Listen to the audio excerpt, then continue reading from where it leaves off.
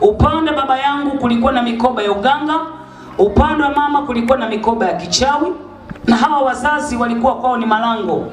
Mama yangu kwao ni wa kwanza, alikataa mikoba ya uchawi kutoka kwa baba yake. Baba yangu kwao ni wa kwanza, alikataa mikoba ya uganga kutoka kwa mama yake. Walichoamua hawa wachawi, kuna cheni kawa imetegwa, familia watu wanakufa kwa namba. Nilieleza hapa ndani ya siku zote hizi, mimi nilikuwa nasoma Morogoro sekondari. Ilifika mahali unalala ndani unajikuta huko nje, umesuka nywele, unaamka asubuhi umenyolewa. Rafiki yangu mmoja akanipeleka kwa mganga, lakini hapo ni baada ya ndugu zangu wale wengine kufariki. Nilieleza hapa, kaka yetu wa kwanza alikuwa anaishi Marekani, alipotangaza kuja alifia chooni. Dada yetu wa pili wakati tumemzika kaka, siku ya msiba hakuwepo, akagongwa na nyoka ndani ya wiki yeye naye akafariki. Kaka yetu mwingine akaumwa kansa ya ini na utumbo na yeye akafariki. Dada yetu mwingine akaumwa moyo, pressure na sukari na yeye akafariki. Wawili wakafa kwa ajali, waliobakia wote wakafa kwa ukimwi. Ilipofika zamu yangu, nilikuwa nasoma Morogoro sekondari. Unahala ndani unajikuta huko nje, na hapo tuko kwenye dini. Niliwaambia hapa mkutanoni, jamani, dini ni mwanadamu anatafuta Mungu, bali wokovu ni Mungu pamoja nasi. Na ndio maana Biblia inasema atazaliwa Emanueli, yani Mungu pamoja na wanadamu. Sasa basi nikapelekwa kwa yule mganga, akapiga ramli zake, akasema kwani kuna mzimu joka ambao unakula uzao. Upande wa baba yako kuna mikoba, upande mama kuna mikoba. Hawa wazazi ni wa kwanza wamekataa kuipokea. Kuna cheni imetegwa, mnakufa kwa namba. Ninavyokutazama wewe una nyota kali sana uchawini. Endapo utakubali kupokea hii mikoba, hiki kifo kwenu kitakoma. Kinyume na hapo, mwezi wa 8 Jumatano saa 7 mchana utakufa kwa kipanda uso. Nikamwambia yule mganga, mimi naumwa, habari za kuugua baadaye. Akasema nitakuchemshia nyungu, utainamia ndani ya siku 7. Kweli nikachemshia ile nyungu, nikainamia ndani ya siku 7, sikupata msaada wowote. Mtoto wa shangazi yangu akasema tuende Dar es Salaam. Nikapeleka Lela Boma, kuna mganga. Huyu baba akapiga ramli zake, akasema tatizo yako ni mazito, unateswa na mabosi wangu mimi ambao ni majini. Ngoja nikuitie majini. Akanitia majini manne, alikuwa Makata, Checherumba, Elijabi na Subiani. Yalitokea juu, ni watu chini sikuyaona, yakanipa agizo nipeleke kondoo wa sufu ama kuku kinyafunyafu. Sasa wakati na yahoji majini kwamba nipatieni dawa nipone kichwa, pia mnipe dawa ya kuzuia kifo kwenye familia, yale majini yakawa yameshapotea. Nikamwambia mganga, siwezi kuagua, umeshindwa kunitibia. Akasema kwanza ninavyokutazama wewe huna imani hapo kwangu, toka ondoka. Mimi mwenyewe sikupenda kuwa mganga. Kwenye ukoo kuna mikoba, niliambia nikikataa nitafia ziwani. Na kweli nimekoswa na ajali. Sasa kama wewe utaki, nenda kafie mbele ya safari. Kwanza ninavyokupima hapo wala huna muda mrefu unakufa wewe. Nikaanza kumbembeleza yule mganga nisaidie. Mtoto wa shangazi yangu kaniambia chana naye tuondoke, waganga wako wengi. Tumezurura kwa waganga karibia 100. Majini mpaka Kimasai Tandala Yemen pale mganga anayaita, anaongea Kimasai na tafsiri, natakiwa nipokee mikoba. Na kipindi nazunguka huko, dada yangu alikuwa ananifuatia, tayari alikuwa ameshafariki kwa ukimwi, ina maana zamu ilikuwa inafuata ni ya kwangu. Mwisho ikabidi nikubali pale Mwembe Chai, nikapeleka ile kuku kinyafu. Kuna vitu fulani tukavifanya makaburini. Baada ya hapo nikajifunza vitu fulani. Nilisema kwamba sitavisemea hapa, nitavisemea kesho ibadani hapa ndani. Baada ya hapo nikajifunza elimu inaitwa elimu ya falak. Naomba nikwambie kwa nini nilifika mahali nikaokoka. Kuna siku moja nakwenda kutafuta dawa zangu, nimefunga majini yangu, Makata, Checherumba, Elichabi, Subiani, Taufiki, Anzurani, Latifa, Almauni, Sinakafu, Jasmini, Zakia, majini ya kila aina. Nimefunga, nina irizi 120 kwenye kibegi changu, mkia wa farasi na udongo fulani hivi na maji ya maiti, na kwenda kutafuta dawa Kariakoo. Wakati nakwenda kakutana na kaka mmoja anaitwa Mohamedi. Yule kaka akasema, tumekutana barabarani. Akasema, dada samahani, nimekufananisha ama ndio wewe? Nikamwambia mimi nimekukumbuka. Akasema, wewe sio Josephine? Nikamwambia ndio mimi. Unanikumbuka? Nikamwambia Mohamedi, sio soma wote Morogoro sekondari. Akasema, sawa nakuona, lakini naona furaha yako haipo Josephine. Halafu Josephine, naona kabisa umepungua. Halafu Josephine, naona umezeeka. Moyoni nikasema, kwanza katika mashtaka ya kichawi, kitendo cha kuniita mzee, hilo ni shtaka namba 1 ya uchawini. Nikamwona vulitazama hapa mimi nimezeeka. Kasema kabisa sio uongo jamani, uchawi unazeesha. uganga wa kienyeji unazeesha, kwa sababu inafika mahali mimi nimeagua. Mnaweza mkatoka usiku wa manane, mnaimba zile nyimbo, mnakwenda kinyume nyume. Umepiga nyeusi chini Subiani, umepiga nyeupe hapa katikati Makata, umepiga nyekundu hapa Sharifu, umepiga chuma ulete kijani, kila saa tu ina maua neema, ni kupiga manyanga na mafushe na maubani. Kwa nini usizeeke? Saa zote tu unawaza kuharibu maisha ya watu. Akatoka hapo yule kaka, nikamwambia sema shida yako, usinicheleweshe. Akasema kwamba unafahamu rafiki yako Angel, na nimemfurahia aliyekuja kunishtua ni Askofu Mafimbo pale Singida. Akasema nimempenda Angel kitu kimoja. Angel ndiye aliyempeleka kwa mganga mtumishi wa Mungu Josephine, lakini Angel huyo ndiye aliyesababisha Josephine kuokoka, kumpa Yesu maisha yake. Na ndio maana nakwambia hivi, muujiza wa mtu uko mikononi mwa mtu. Ni vizuri kuishi na watu vizuri. Hujajua ni nani aliyebeba baraka zako. Huwezi kuomba milioni 20 Mungu akakwambia kinga mikono nikupe. Bwana atatumia watu sahihi wakuletee hizo baraka, ama kukufikisha katika hatima yako ulioandaliwa na Mungu. Bwana Yesu asifiwe sana. Sasa basi, kilichokuja kutokea wana wa Mungu, nikamwambia hivi, unavyoniona hapa nimezeeka. Akasema kabisa, ngoja nikupe namba ya rafiki yako Angel. Una habari amejenga gorofa Segerea, halafu mume wake ni kaimu mkurugenzi bandari upande wa famasia. Nikamwambia yote yao sijui, naomba namba yake. Akasema nilikutana naye. Nikamwambia nipe namba. Nikapewa namba ya simu, nikampigia simu yule dada. Nikamwambia Angel, habari nzuri za siku, salama, naongea na nani? Nikamwambia Josephine. Josephine gani? Nikamwambia tulisoma wote Moroseki, na ulitoka hapo ukanipeleka kwa mganga Makengeta nilipokuwa naumwa na kichwa na familia watu wanakufa sana. Akaanza kusema, Yesu wangu, Yesu wangu, Yesu wangu, Josephine nimekutafuta siku nyingi. Maisha bila Yesu Josephine utakufa na ukimwi kama dada zako. Kaka alipotaja Yesu nikamkatia simu. Baadaye nikampigia, nikamwambia Angel, sijakupigia simu nihubirie, sitaki mahubiri. Mimi nasali kanisa fulani, ni mwalimu wa kwaya, mpiga ngoma, msoma masomo, lakini sitaki unihubirie. Jamani, mimi nataka nikwambie hivi, dini haikufikishi popote.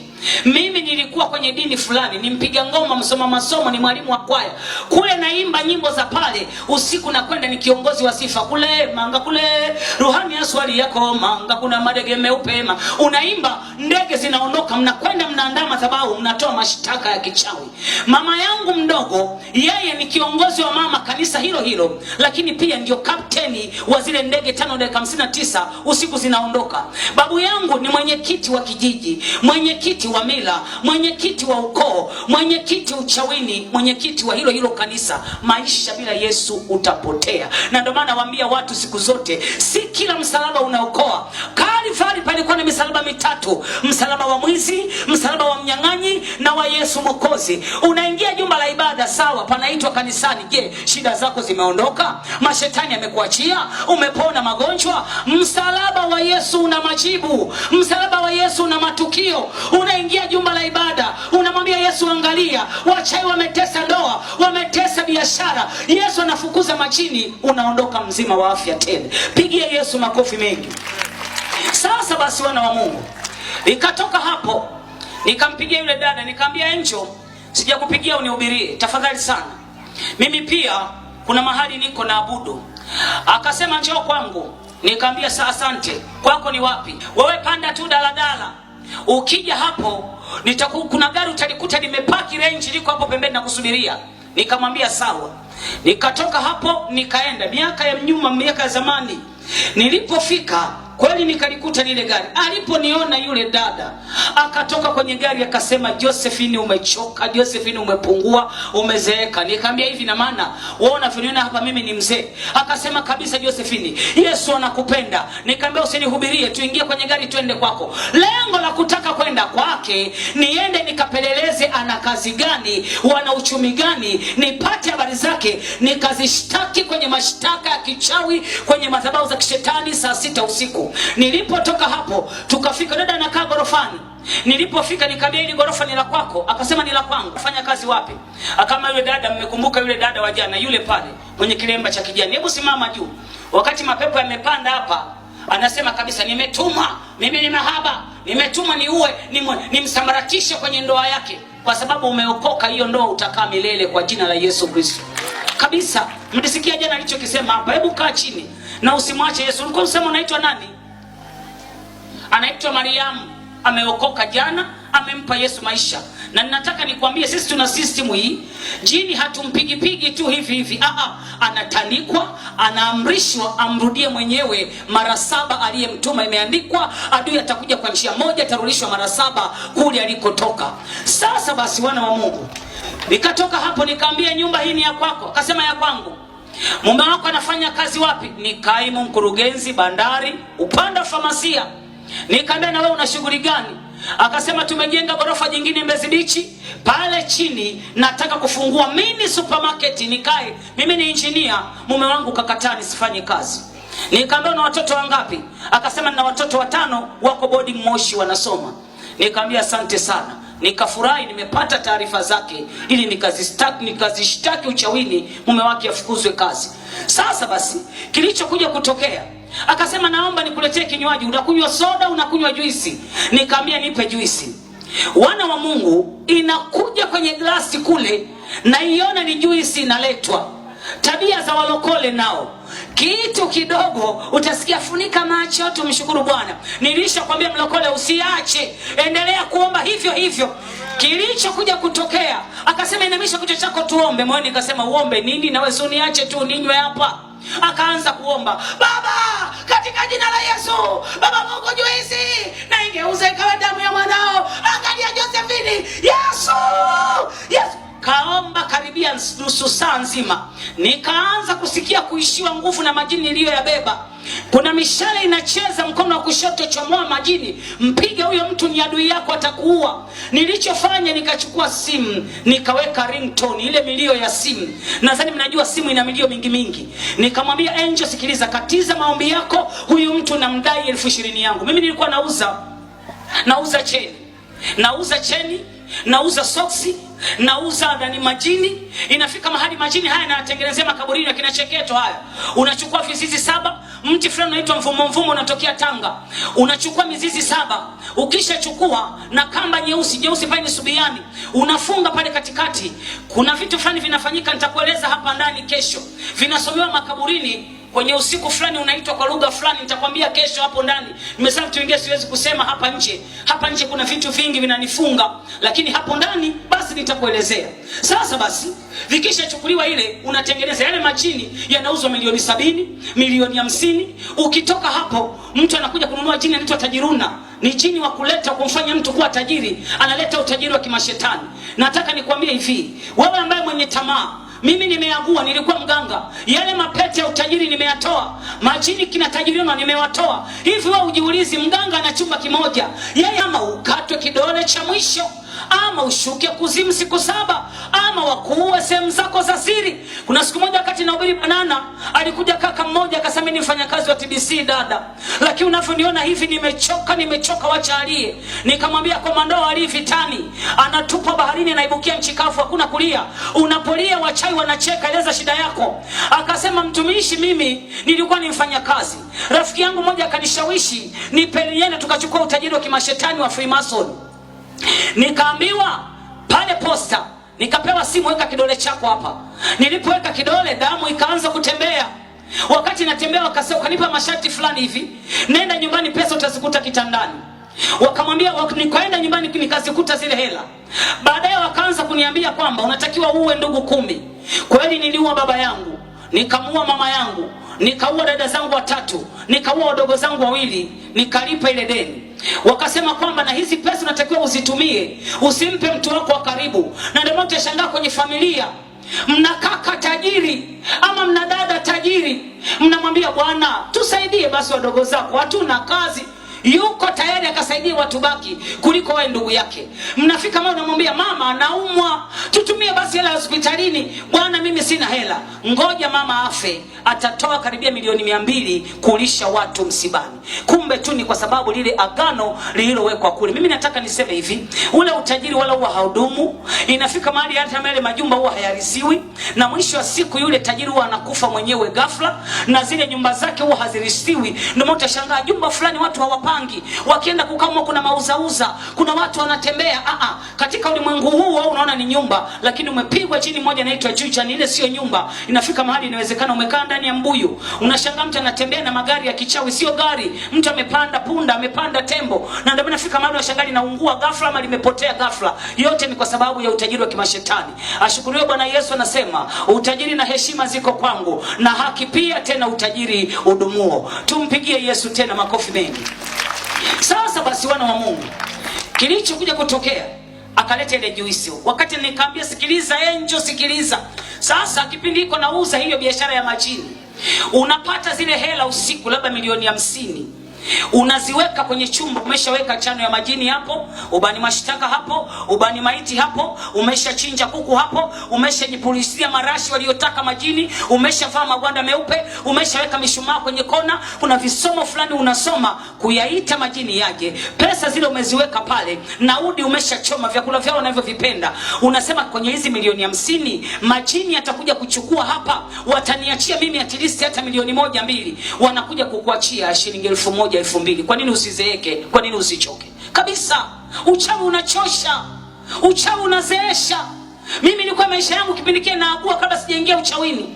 Maisha yote ni makaniki. Siku ya Ijumaa unavaa magwanda meupe, masanda meupe. Jamani, Yesu si anabadilisha. Yesu si anatengeneza. Bwana Yesu asifiwe sana. Sasa basi, tukatoka hapo. Nikamwambia Angel, naomba katiza maombi yako, katiza. Kuna mtu namdai pesa yangu ya cheni, atakimbia. Akasema Josephine, unakatiza maombi? Nikamwambia kwani mimi ninakosali huko siombi, naondoka. Nilipoondoka nikaacha jini Ashirati mlangoni, nikaweka jini Miluni kupiga uchumi, nikaweka jini sultani kuleta muflisi, nikaondoka. Sasa kwa kalenda ya kichawi, unavyoweka ubaya leo Jumatano ijayo unakwenda kuchukua majibu, kwa sababu kila jini na saa yake na wakati wake na dakika zake. Sasa wiki iliyofuata nikampigia Angel, uko wapi? Hey! Karibu nyumbani wewe mtumishi, mchungaji mtarajiwa. Nikamkatia simu, nikamwambia sikiliza, sijakupigia simu nihubirie, sitaki mahubiri. Nakuuliza uko nyumbani? Niko nyumbani, njoo. Tena mume wangu leo yupo. Nikafurahi kwamba dua zile na yale mashetani yangu vimetiki. Nikatoka nikaenda. Nilipofika nikakuta gari ya mume wake wamepaki pale. Watoto wake wote 5 walikuwa wanasoma boarding Moshi, wamerudishwa, wako sebuleni wanagombea chakula. Sasa nikafurahi kwamba majini yangu yamefanya kazi. Lakini bila kufahamu, unaporoga mlokole, umepiga chura teke, umemwongezea safari nyingine. Sasa kilichotokea wana wa Mungu, nikawa na sintofahamu. Nikasema hivi, mbona kama wamepigwa uchumi hawa? Jikoni nasikia mboga zote zinanukia. Kuku ananukia, samaki ananukia, rafiki yangu kitimoto ananukia. Niliwaambia mimi napenda sana nguruwe. Wadau mpo wa kitimoto, nyosha mkono juu. Nguruwe ni mnyama ana akili sana, alafu mtamu sana. Nilieleza kwa nini nampenda nguruwe. Nguruwe ni mnyama makini hata kibibilia. Yesu wakati ameona matatizo ya yule mgerasi ng'ambo, akawaambia wanafunzi wake na tuvuke mpaka ng'ambo. Aliona matatizo ya yule mgerasi. Alipofika pale, yule baba alikuwa na majini mengi. Watu wanaogopa kupita eneo lile. Alikuwa anaua watu, wanafungwa na minyororo anaikata. Alipofika Yesu akamwambia, tuna nini nawe Yesu mwana wa Mungu? Umekuja kutuhukumu kabla ya muhula wetu. Tuakusi usituangamize, turuhusu tuwaingilie wale nguruwe. Yesu akamwambia, nyinyi ni kina nani? Wakasema sisi ni legioni, maana yake ni jeshi. Akawaambia, tokeni humo ndani ya mtu huyo muwaingilie nguruwe. Nguruwe akasema, Yesu naona utupendi wewe. Yaani mimi ni nikae na majini kabisa, bora nikafe baharini. Wakaingia baharini, wakafa nguruwe 2000. Hawa waliobakia wote ni wanyama, ni nguruwe salama, ni nguruwe watamu, hawana mashetani kwa jina la Yesu Kristo. Na ndio maana kuna watu fulani hawampendi nguruwe, ni kwa sababu nitakueleza vitu fulani hapo ndani kesho. Alikataa kukaa na majini. Nguruwe ana akili sana sana, shangaa mtu ambaye hataki kuokoka. Nguruwe tu ambaye ni mnyama kagoma kukaa na mashetani. Sasa basi nikasikia vinanukia, nikamwambia Angel, njoo hapa. Yani Angel, una tabia mbaya sana. Wewe umesoma, watoto unawaacha wakae hapa, ndio tabia ya wachawi. Yeye ndo kakupiga mwiba wa samaki kwa sababu hujaokoka. Unaumwa kiuno na mgongo, unatembea kama ni robot hivi, alafu anakufuata asubuhi, umeamkaje mjukuu wangu, mgongo wako vipi? Na kama kipindi kile natumikia uchawi, kama mgonjwa mmempiga nyinyi kifo cha kutengenezwa, kila siku kuna sheria kwenda kumsalimia asubuhi ama mchana, na unapokwenda kwa unakwenda na dawa za kumdhoofisha. Kila siku unaona ni jirani mwema, kama hajaokoka kuna hasara. Okoka, mpe Yesu maisha yako ili upone wewe. Sasa basi kilichokuja kutokea, yule dada nikamwambia Angel, njoo. Umesoma, unaacha watoto kae hapo, una roho mbaya sana. Akasema tulia wewe mchungaji mtarajiwa, nataka tule, kwa sababu nilikuwa na kimuhemuhe nijue nini kimeendelea. Dawa zangu zimefanya kazi, hazijafanya kazi. Akasema watoto wangu, hapa kuna Angel, hapa kuna John. Akanihesabia majina yao. Baadaye akasema wewe wiki iliyopita unaniuliza mume wangu anafanya kazi wapi? Nikakwambia ni kaimu mkurugenzi bandari upande wa famasia. Maskini kwa bahati mbaya, mkurugenzi kamili kapigwa na majini ghafla juzi hapa. Maskini akaanza kulia, ni mzee mwema, yeye ndio aliyepambana mume wangu akapata hicho cheo cha ukaimu mkurugenzi. Wacha analia, kumbe ile skadi ilitakiwa imtwange mume wake. Mungu anasema sitaangamiza muovu na mwenye haki. Na hii inathibitisha kwamba tuliokoka tunalindwa na nguvu za Mungu. Yaani Mungu akapindisha kona, yale majini akampata mtu ambaye hajaokoka. Akasema sasa yule mzee kapigwa na majini ghafla, ameparalyze. Sasa bodi ikakaa, ikasema sasa kazi zitalala. Ina maana kazi zisiendelee? Hapana. Huyu wa chini mbona ana PhD kasomea California, ambaye ndio mume wangu mimi. Wakasema kwanza mzee kabakiza miezi 3 astaafu. Cha kufanya badala ya kuwa kaimu, akabandika, akasogezwa sasa kuwa mkurugenzi kamili, kapandishwa cheo. Ndipo baba akasema nitakaaje mbali na watoto wangu? Walikuwa wanasoma boarding Moshi, kila mtoto ada 200,000. Tumewahamisha kuwaleta hapa, kila mtoto ada 900,000 wanasoma Ginieka. Unajua wachai wana plastic smile anacheka hapa, sawa mbarikiwe kwa maendeleo, lakini moyoni nalia nikikumbuka sadaka nilizotoa kwa majini. Nikamwambia sawa sasa, sijakaa sasa, mume wake katoka ndani. Shemeji Zamiaka, shemeji yangu nilipa. Shemeji yangu umepungua, alafu unaonekana una stress kabisa shemeji, unajua. Nikamwambia hapana shemeji, mimi niko sawa. Akasema hamna shemeji yangu, unafanya kazi gani? Kama mimi nafanya biashara tu. Kazi gani unazofanya? Biashara zipi? Maoni nikasema ungejua mimi ni mchawi, sasa uwezi kumwambia kwamba wewe ni mchawi. Nikamwambia nauza cheni tu, vitu vingine unaweza kumwambia unauza majini. Alafu umekwenda nyumba ya walokole unatafuta kifo. Nikamwambia nafanya tu biashara. Akamwambia mke wake, sasa shemeji umemwacha hapa, hata kinywaji hana, maji hujampa, juisi hata soda. Ananiambia kwamba kasema eti kafunga. Hapana shemeji, lazima leo ule. Taarifa zako nimezipata juzi. Nikamwambia mimi wala chakula sitakula. Kabisa kweli shemeji yangu nimefunga, mambo ni mengi yamenisonga. Akasema toka lini dini yenu mkafunga kati mna mwezi maalum wa kufunga? Nikamwambia nimefunga tu, amini hivyo. Kwa sababu nikawaza wakisema nile chakula, wametoka hapo tu. Juisi mke wake kaombea karibia nusu saa nzima. Chakula atatumia masaa mangapi?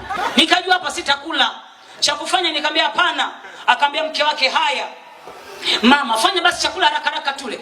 Shemeji mimi nimepandishwa cheo, tuna sadaka shukrani kanisani. Nilikuwa kaimu mkurugenzi, nimepandishwa, nimekuwa mkurugenzi kamili. Nikamwambia sawa shemeji yangu. Moyoni nikasema laiti ungelijua msababishaji wa hicho cheo ndio mimi hapa, wala usingesema.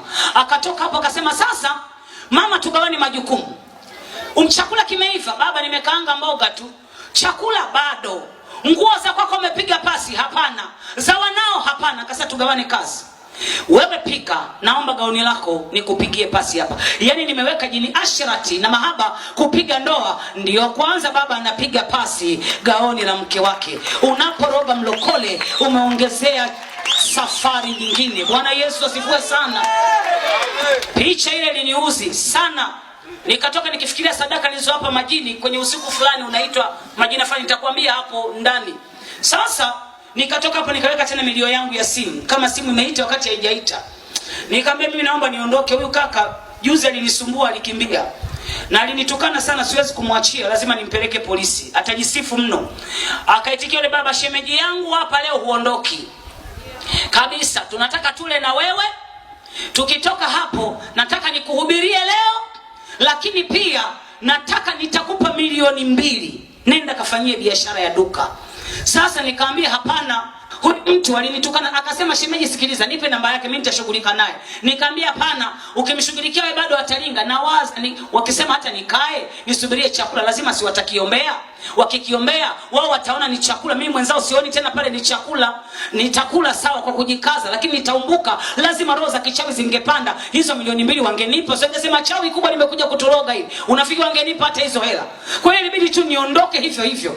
Wana wa Mungu, wakati naondoka nasikitika, jamani uchawi unatesa. Hivi ingekuwa sio uchawi si ningeondoka na 2,000,000 hapa jamani.